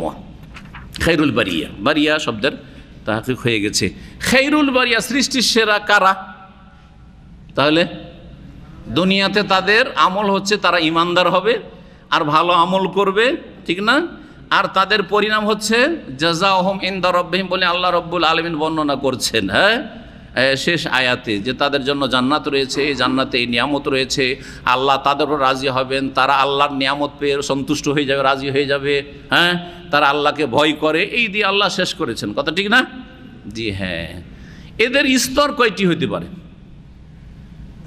যারা খায়রুল বারিয়া, সৃষ্টির সেরা, তাদের কয়েকটা স্টেজ আছে, বা স্তর আছে। কয় স্তরের লোকেরা? সূরা নিসা আয়াত নম্বর 69 আল্লাহ বলছেন, ওমাইয়ুতিল্লাহ ওয়া রাসূলা ফাউলাইকা মাআল্লাযিনা আনআমা আল্লাহু আলাইহিম মিনান নাবিয়্যিনা ওয়াস সিদ্দিকিনা ওয়াশ শুহাদায়ে ওয়াস সালিহিনা ওয়া হাসানা উলাইকা রাফিকা। কি বলছেন? যারা আল্লাহ এবং রাসূলের আনুগত্য করবে, এই আল্লাহ রসুলের আনুগত্য যারা করবে তারাই হবে আমানু আমিলুস সালিহাত। এখানে আয়াতে এলো আমানু আমিলুস সালিহাত, আর ওই আয়াতে আসলো কি? ওমাইয়ুতিল্লাহ ওয়ার রাসূলা, যে আল্লাহ এবং রসুলের আনুগত্য করবে। ফাউলাইকা মাআল্লাযিনা আনআমা আল্লাহু আলাইহিম, তারা ওদের সাথে হবে যাদেরকে আল্লাহ পুরস্কৃত করেছেন। হ্যাঁ, যারা পুরস্কৃত, যাদেরকে আল্লাহ কি করবেন? পুরস্কৃত করেছেন এবং করবেন। পুরস্কৃত কারা? এই আনআম আল্লাহু আলাইহিম, এই কথায় আল্লাহ বয়ান করেছেন সূরাতুল ফাতিহাতে, ইহদিনাস সিরাতাল মুস্তাকিম সিরাতাল লাযিনা আনআমতা আলাইহিম। আল্লাহ পুরস্কৃতদের পথটা দেখো। তারা গজবপ্রাপ্ত জেনেও ভুল করেন না, আর না জেনে থেকে গেল আর ভুল করতে থাকলো এইরকমও করেন না। হ্যাঁ, পড়া বদমাশও না, আর অশিক্ষিত জাহেল মূর্খ বেআমলও না। কথা বোঝা গেছে না? জি, এই দুই দলে আল্লাহ নিয়ে যেও না। গায়রিল মাগদুব আলিম, যারা পড়েছে জ্ঞান রাখে কিন্তু জ্ঞান পাপী, আমল করে না। আর একদল জ্ঞান রাখে না, অজ্ঞান, আর জ্ঞান চর্চা করলো না। এই দুটো হচ্ছে মাগদুব আলিম আর দল্লিন। আর আনআমতা আলাইহিম, আল্লাহ যাদেরকে পুরস্কৃত করেছ তারা কারা? 4 শ্রেণীর মানুষ। ওরাই হচ্ছে খায়রুল বারিয়া, ওরাই হচ্ছে খায়রুল বারিয়া, সৃষ্টির সেরা। কে? মিনান নবিয়িনা, আম্বিয়া এবং রসুলগণ 1 নম্বর। ওয়াস সিদ্দিকিনা 2 নম্বর হচ্ছে মহান সত্যবাদী যারা, শুধু সত্যবাদী না, কি মোবালাগার শেগা রয়েছে, যাতে ব্যাপক অর্থ রয়েছে, মহা সত্যবাদী যারা। আর সবচেয়ে বড় সিদ্দিক হচ্ছেন বড় পীর, না? হ্যাঁ, গৌসুল আজম। শিরকি কথা। বড় সিদ্দিক কে? সিদ্দিক আকবর, যার উপাধি ছিল আবু বকর সিদ্দিক রাদিয়াল্লাহু তাআলা আনহু। তারপরে সিদ্দিক ওমর, ওসমান, আলী, হাসান, হোসেন, আশরা মুবাশশারা, বদরি সাহাবী 313 জন। আর তারপরে খন্দকের সাহাবাই কেরাম প্রায় 1,500-এর মতো। আর তারপরে এই করতে করতে মক্কা বিজয়ের আগে যারা ইসলাম গ্রহণ, তারপরে সমস্ত সাহাবাই কেরাম, আইম্মাই কেরাম, ওলামাই কেরাম, সিদ্দিকিন বহু রয়েছেন। এখনও সিদ্দিক থাকতে পারে, কিন্তু আমরা সার্টিফিকেট দেওয়ার অধিকার রাখি না। আপনি কি করে সার্টিফিকেট দিয়ে দিবেন? হ্যাঁ, যে অমুক সিদ্দিক। আত্তালাল গায়বা, আল্লাহ বলছে গায়ব কি উকি মেরে দেখেছো নাকি? হ্যাঁ, এরকম করে দেখেছো যে আল্লাহর গায়বে লেখা আছে অমুক সিদ্দিক? ওইটা তাহলে সিদ্দিকটা আমরা জানি না, তো আল্লামা কি করে টাইটেল দিয়ে দিচ্ছি অমুক আল্লামা? হ্যাঁ, আল্লামা সাহেব, এই অধিকার কে দিল? আপনারা কিছুই জানেন না যে এই আল্লামা না আলেম না বেদাতি, আর দিলেন আল্লামা টাইটেল। অপরাধ না? শহীদ কেমন করে জানলে যে আল্লাহর কাছে গাইবে ওই লোকটা শহীদ হয়ে গেছে? শহীদ টাইটেল দিয়ে দিলেন। চরম অপরাধ এগুলি। হ্যাঁ, কাউকে টাইটেল দেওয়া গাইবের ক্ষেত্রে চরম অপরাধ। জি হ্যাঁ, ওয়ালা তাকফু মা লাইসা লাকা বিইলম, যে সম্পর্কে তোমার জ্ঞান নেই সে সম্পর্কে মন্তব্য করো না, কথা বলিও না, চুপ থাকো, নিরাপদ, জবানটাকে কন্ট্রোল রাখলে। সিদ্দিকিন, জি হ্যাঁ। তারপরে অসোহাদা, সোহাদার আমাদের দেশের আম লোকেরা, এমনকি আলেমরাও জানে সোহাদা মানে আল্লাহ রাস্তায় যারা শুধু শহীদ হয়েছে, তাই না? আল্লাহ রাস্তায় শহীদ হয়েছে বললে তো অনেকটাই ভালোই থাকলো, কিন্তু দুনিয়ার রাস্তায় শহীদ হইলেও শহীদ। হ্যাঁ, বেদিনও শহীদ, অমুসলিমও শহীদ, তাই না? আর যে ভাষার জন্য শহীদ, হ্যাঁ, জমিনের জন্য, ভূমির জন্য শহীদ, শহীদ আর শহীদ, সব শহীদ আর শহীদ। রাস্তাঘাটে বিক্ষোভ করে ভাঙচুর করলো, কত লোকের গাড়ি জ্বালালো, আর কত লোকের ভিসা ক্যান্সেল হলে এয়ারপোর্টে পৌঁছতে পারলো না তাদের ধর্মঘট আর বিক্ষোভের জন্য। শহীদ ওই করতে গিয়ে মার খেলো, শহীদ হয়ে গেছে। কথা বলছেন না? মুসলিমকে কষ্ট দিয়েও শহীদ। হ্যাঁ, মুসলিমদের রাস্তাঘাট থেকে একটা ডাল সরিয়ে দেওয়াতে জান্নাত, নবী সাল্লাল্লাহু আলাইহি বলেছেন। হ্যাঁ, সহিহ বুখারীর হাদিস। আর এরা কত লোকের জন্য যে বিপদ টেনে নিয়ে আসে, বিপদ ডেকে নিয়ে আসে, তারাও শহীদ। মাশাআল্লাহ। জি হ্যাঁ, না তো সোহাদার 1 নম্বর যেটা তাফসীর সহি, সেটা হচ্ছে আল্লাহর কালেমাকে উঁচা করার জন্য যারা আল্লাহর রাস্তায় মারা গেছে তারা হচ্ছে শহীদ। কে কালেমা উঁচা করতে গেছে, কে নিজের নাম উঁচা করতে গেছে, এটাও যেহেতু আমাদের জানা নাই, সেজন্য কাউকে শহীদ বলে সার্টিফিকেট দেওয়ার আমাদের অধিকার নেই। ভালো করে শুনে রাখেন। আপনি কি করে বুঝবেন যে আমার দ্বারা কালেমা উঁচা করা আমার নিয়ত, না আমার মান সম্মান উঁচা করার নিয়ত? আমাকে কি করে সার্টিফিকেট আপনি দেবেন? কথা বুঝতে পারছেন না? পারছেন না? সুতরাং শহীদ বলে সার্টিফিকেট দেওয়ার অধিকার কারণেই, ভালো করে শুনে রাখেন, আল্লাহ দেবেন। যার কাছে শহীদের মর্যাদা রয়েছে তিনিই দেবেন যে আমি ওকে শহীদ হিসেবে কবুল করেছি। আপনাদের আমাদের বলার অধিকার নেই। নবী সাল্লাল্লাহু আলাইহি ওয়াসাল্লাম বলেছেন ওইটা অধিকার আছে, কারণ নবী সাল্লাল্লাহু আলাইহি ওয়াসাল্লামের কাছে ওহী এসেছে, সেজন্য বলেছেন। বিনা ওহীতে তিনি বলেননি। কোনো সাহাবী শহীদের সার্টিফিকেট কোনো সাহাবীকে দেননি, কোনো সাহাবীকে দেননি। বাস দোয়া করেছেন আল্লাহ যেন তার শাহাদাত কবুল করেন, এটা বলতে পারেন আপনি। আল্লাহ যেন তাকে শহীদের মর্যাদা দান করে, তা বলতে পারেন। জি, কি বলছিলাম? কিন্তু শহীদের আর একটি তাফসীর আছে যেটা আমাদের দেশের লোকেরা জানে না, আলেম সমাজও চর্চা করে না। সেটা হচ্ছে কোরআন সুন্নাহর ওলামা ইসলাম। কোরআন সুন্নাহর ওলামা। আল্লামা ইবনে উসাইমিন রাহমাতুল্লাহি আলাইহি তার তাফসীর জুজ আম্মার তাফসীরে উল্লেখ করেছেন যে সোহাদা হচ্ছে সোহাদাউল্লাহ ফিল, আল্লাহর সাক্ষী। শহীদ মানে কি? শহীদ মানে সাক্ষী। তো আল্লাহর তৌহিদের সাক্ষ্য প্রদানকারী স্বয়ং আল্লাহ, আর তারপরে আলেম ওলামা। শাহিদ আল্লাহু আন্নাহু লা ইলাহা ইল্লাহু ওয়াল মালায়েকা ফেরেশতা ওয়া উলুল ইলমি কায়েমান বিল কিসতি, যারা নাই পরায়ণ ওলামায়ে কিরাম ওয়া উলুল ইলম। তাহলে আহলে ইলম যারা কোরআন সুন্নাহর আলেম, তারা হচ্ছে আল্লাহর সাক্ষী জমিনে, যারা আল্লাহর তৌহিদের ঘোষণার সাক্ষী দিচ্ছে, তৌহিদের তালিম দিচ্ছে, সুন্নাহর তালিম দিচ্ছে, হাদিসের শিক্ষা দিচ্ছে, আর শিরক বিদআত থেকে মানুষকে মুক্ত করছে। তারা সোহাদাউল্লাহ ফিল আরদ, সোহাদাউল্লাহ ফিল আরদে। ভালো করে মনে রাখবেন, এই কোরআনের এই আয়াত সূরা আলে ইমরানের শুরুতে রয়েছে। তো এই আয়াতটিতে প্রমাণ করে যে সোহাদা হচ্ছে কারা? ওলামা। যেমন সোহাদা হচ্ছে আল্লাহর কালেমা উঁচা করতে গিয়ে যারা প্রাণ দিয়েছে, যারা আল্লাহর কালেমাকে উঁচা করতে গিয়ে প্রাণ দিয়েছে, হতে পারে তার দ্বারা ওই ক্ষেত্রে ওই জেহাদের ময়দানে ফায়দা হয়েছে। কিন্তু যেসব ওলামায়ে কেরাম, আইম্মায়ে কেরাম, আবু হানিফা, শাফি, মালিক, আহমদ, ইমাম বুখারী, আইম্মা ইসলাম, বড় বড় আইম্মায়ে কেরাম, শেখ ইবনে বাজ, ইবনে উসাইমিন, আল্লামা নাসির আলবানী, তাদের দ্বারা কত কোটি কোটি লোক হেদায়েত হয়েছে, আর হবে কিয়ামত পর্যন্ত, আর হচ্ছে। চিন্তা করুন তো, কত লোক জাহান্নামের রাস্তা থেকে ফিরে আসছে। তারা সত্যিকার আল্লাহর সোহাদা। জি, তাহলে 3 নম্বরে কারা হইল? সোহাদা। ওয়াসসালিহিন, 4 নম্বর স্তর হচ্ছে নেক লোকদের, যারা আলেম তো ছিল না আর আল্লাহ রাস্তায় শাহাদাতও বরণ করেনি, সাধারণ মানুষ ছিল, কিন্তু তারা শিরক বিদআত মুক্ত নেক লোক ছিল। তারা কি ছিল? ভালো মানুষ ছিল, যাদের নেক আমল কবুল হয়েছে, এবং তারা তওবা ছাড়া বিনা তওবাতে মারা যায়নি যে বড় আযাবে ফেসে যাবে। সলেহীন। জি হ্যাঁ, এই 4 দলই জান্নাতি। তারাই হচ্ছে খায়রুল বারিয়া, তারা হচ্ছে খায়রুল বারিয়া। জাযাউহুম ইনদা রাব্বিহিম, এদের প্রতিদান তাদের রবের কাছে, এদের প্রতিদান ওদের প্রতিপালকের কাছে রয়েছে। কি? জান্নাতু আদন, স্থায়ী জান্নাত। আদন মানে হচ্ছে স্থায়ী, আদন মানে হচ্ছে, যদিও আদন একটি জান্নাতের নাম, কিন্তু স্থায়ী জান্নাত। তাজরি মিন তাহতিহাল আনহার, যার তলদেশে নদী নালা প্রবাহিত হবে।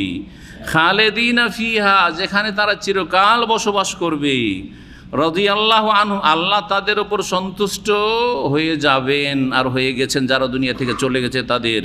ওয়ারাদু আনহু, এবং তারাও আল্লাহর উপর সন্তুষ্ট হয়ে গেছে এবং হয়ে যাবে। এত দূর পর্যন্ত আল্লাহ বললেন। কাদের কথা? কাদের কথা? যারা ঈমানদার আর সৎকর্মশীল, যারা আম্বিয়া, রসুল, সিদ্দিকিন, সোহাদা, ওলামা, শহীদগণ এবং সলেহীন নেক লোক, এদের বদলা রয়েছে যে জান্নাতে থাকবে। জান্নাতের নিম্নদেশে নহর সমূহ প্রবাহিত রয়েছে। নিম্নদেশ বলতে কি বুঝেন? জান্নাতের নিচে মানে। এই আয়াত তো বহুবার কোরআনে কারিমে এসছে, কিন্তু এই আয়াত সম্পর্কে আমরা কোনো চিন্তা করেছি জান্নাতের নিচে মানে কি? হ্যাঁ, আপনি বসবাস করছেন, আপনি চলাফেরা করছেন, আর আপনার নিচে দিয়ে কি করছে? খলখল খলখল করে নদী নালা প্রবাহিত রয়েছে। কত সুন্দর দৃশ্য। জি হ্যাঁ, আজকাল ঝর্ণার ফোয়ারা দেখার জন্য কোথায় কোথায় ছুটে যাচ্ছেন, কত খরচ করে যে মানুষ যাচ্ছে আল্লাহ ভালো জানে, তাই না? আর সেখানে এই সব নিয়ামত সমস্ত জান্নাতীদের জন্য রয়েছে। যারাই জান্নাতে যাবে এই 4 স্তরের মানুষ। আল্লাহ যেন আমাদের সকলকে জান্নাতুল ফিরদৌস নসিব করেন এবং আল্লাহ রাজি হয়ে যাবে। এটা সবচেয়ে বড় নিয়ামত হবে আল্লাহ রাব্বুল আলামিনের জান্নাতে। ওহিল্লু আলাইকুম রিজওয়ানি, দেখো তোমাদেরকে আরো কিছু দেব, আরো কিছু দেব। তোমাদেরকে এমন একটা জিনিস দিয়েছে, শোনো। সেটা কি? তোমাদের উপর আমার সন্তুষ্টি অবধারিত করে দিলাম। ফালা আসখাতু আলাইকুম বাদাহু আবাদা, এরপরে কখনো তোমাদের উপর নারাজ, অসন্তুষ্ট হব না, সবচেয়ে বড় ঘোষণা, সবচেয়ে বড় নিয়ামত হবে। জি হ্যাঁ, আর তার সাথে সাথে জি ফাওতাও পাওয়া যাবে, জি বোনাস পাওয়া যাবে। সেটা আবার কি? হ্যাঁ, আল্লাহর দর্শন, আল্লাহর দিদার সাক্ষাৎ, রুয়াতুল্লাহ, আল্লাহকে দেখবেন। জি, সবচেয়ে বড় নিয়ামত সেটা হবে। আর সবচেয়ে বেশি আনন্দিত হবে জান্নাতীরা। এটা কারা পাবে? আল্লাহ বলছেন যালিকা লিমান খাশিয়া রাব্বাহ। এই নিয়ামতগুলি ওই সব মুমিন মুসলিমদের জন্য রয়েছে, ওই সব ঈমানদার লোকদের জন্য রয়েছে, ওই সব সৎকর্মশীলদের জন্য রয়েছে যারা তাদের প্রতিপালককে কর্মজগতে ভয় করেছে।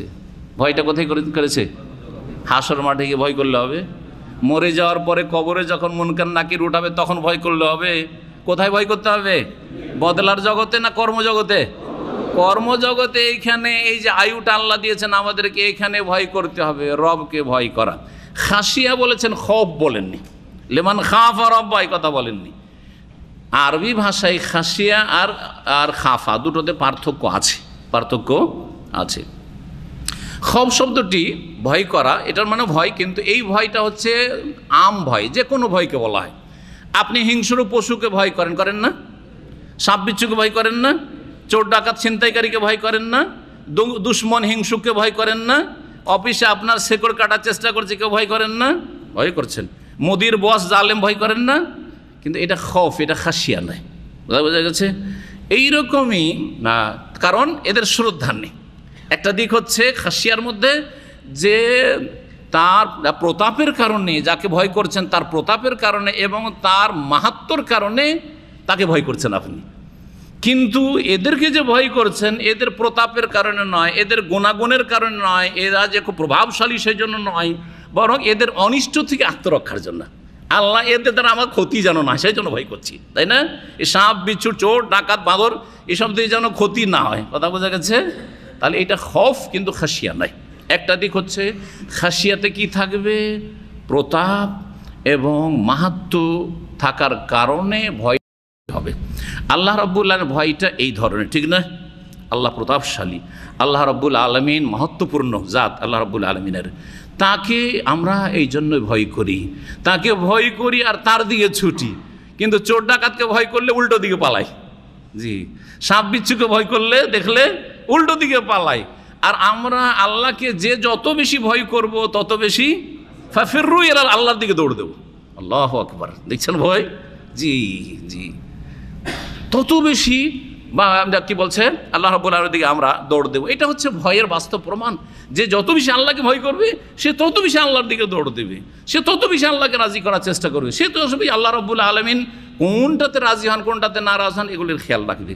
আর একটা দিক রয়েছে, শেখ ইবনে নাসিম রহমতুল্লাহ আলাই অন্যরা আরও উল্লেখ করে, সেটা হচ্ছে আল খাশিয়া আল খৌফ আল মাকরুন বিল ইলমি ওয়াল মারিফা। খাশিয়া বলা হয় এমন ভয়কে যেই ভয়ের সাথে সাথে জ্ঞান আছে, তার সম্পর্কে নলেজও আছে আর ভয়ও আছে। আর একটা হচ্ছে নলেজবিহীন ভয়, নলেজবিহীন ভয়কে খৌফ বলা হয়। যার সম্পর্কে কিছু জানা নেই কিন্তু ভয় করছেন আপনি, সেটা হচ্ছে খৌফ। আর যার সম্পর্কে জানা আছে, যথেষ্ট জানেন তার সম্পর্কে, তারপরে ভয় করছেন, এটা হচ্ছে খাশিয়াতুন।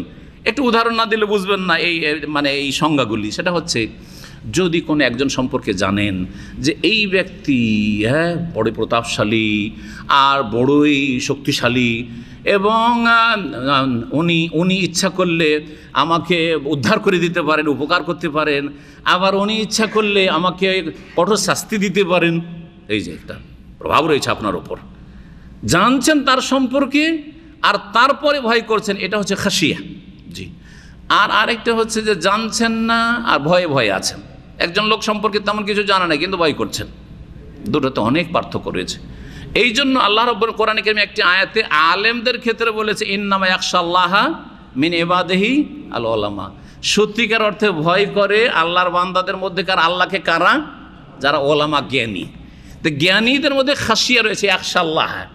আর যারা জ্ঞানী নয়, সাধারণ মূর্খ মানুষ, তাদের মধ্যে খৌফ রয়েছে আল্লাহ সম্পর্কে, আল্লাহর আসমা সিফাত, আল্লাহর উপরে কুদরত, আল্লাহর উপরে পাকড়াও, আল্লাহর উপরে আযাব, আল্লাহর উপরে নিয়ামত, আল্লাহর উপরে জান্নাত জাহান্নাম, এইসব সম্পর্কে তেমন কোনো জ্ঞান নেই, শুধু আল্লাহকে ভয় করে। একটা মূর্খ মানুষ, সাধারণ মুসলিম ভয় করে, এটা খৌফ।